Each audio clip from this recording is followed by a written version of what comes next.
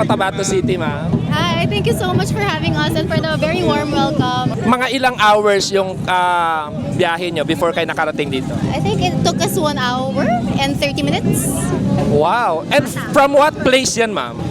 from Jensan.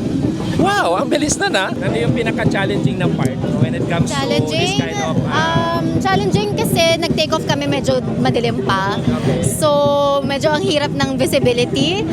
But yeah, yun lang rin naman. And then challenge also since it's an endurance challenge. Yung endurance namin, because 1,200 kilometers siya. But for today, we will be riding for 500 kilometers lang. And then tomorrow, 700 kilometers, roughly 700 kilometers. So, yun lang naman yun. Pero I'm really grateful for everyone's support because they also share their energy with me. So, nadadamay ako sa energy na binibigay ng mga tao. How do you feel right now na nandito ka? First time niyo po ba dito? Yes, ata. Pero I was also here 2024 for the Ironman Mindanao also. I think we also passed by Cotabato. I'm not sure, I forgot already. Pero yung ganda ng Cotabato. Very, very warm welcome and very vibrant yung culture. Very welcoming ng mga tao. So, thank you so much.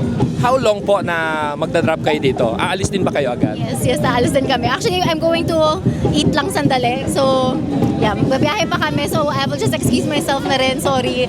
Kasi papunta ko pa yung grupo ko. Sige. So we won't taking so much of your time, ma'am. Thank you and ingat po kayo sa biyahe.